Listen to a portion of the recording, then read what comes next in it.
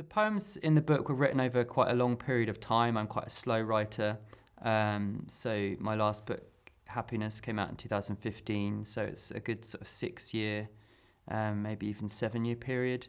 And so they cover quite a lot of ground. There's some more kind of set piece, thought experiment kind of poems, more playful. There are some poems that are kind of looking at the issues that have been kind of gnawing on me in those over that period of time. Climate catastrophe and collapse.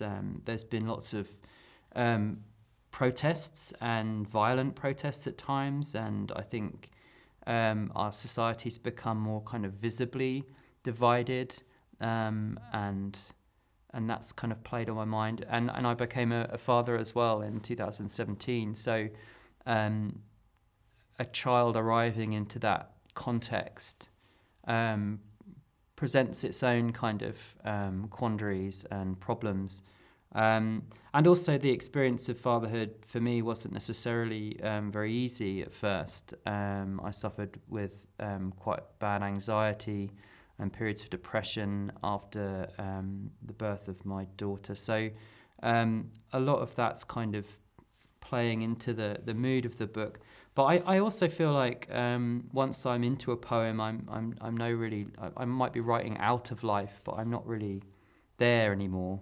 So the poems kind of grow beyond that into their own considerations. And I think the surreality and the distance that I kind of actively seek, really, in poems as a kind of form of questioning the world, that readers will probably find that that's what what they meet in the book, not me, but this kind of other world reformulated and reconfigured.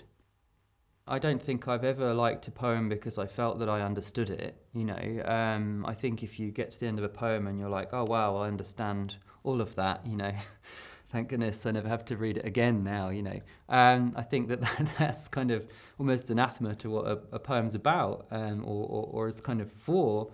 There are different degrees of that, but I've got very little interest in a kind of literal, straightforward kind of statement or story in a poem. For me, it has to kind of be bringing complexity within reach. I think that we lead lives that are kind of constantly dulled for us, that are simplified, that there's this kind of reductive element in all the media that we consume and the kind of polemic debates that we end up having. And poetry for me is a kind of respite from that kind of reductivism. It's a place where you can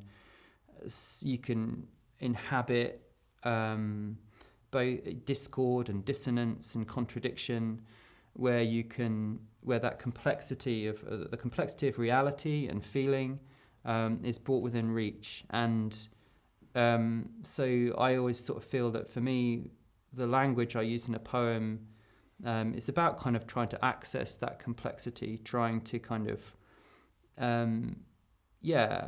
enliven terms and what they might mean. And so, I'm more than happy for a reader to sort of wander in and have a different experience. I mean, I'd hope that they do. I mean, I wander into a poem and have a relatively different experience each time, even with, my own work, and I think that's the point, isn't it? That we're all different and that we all participate in reality differently. So I can't see why it would be any different for a poem.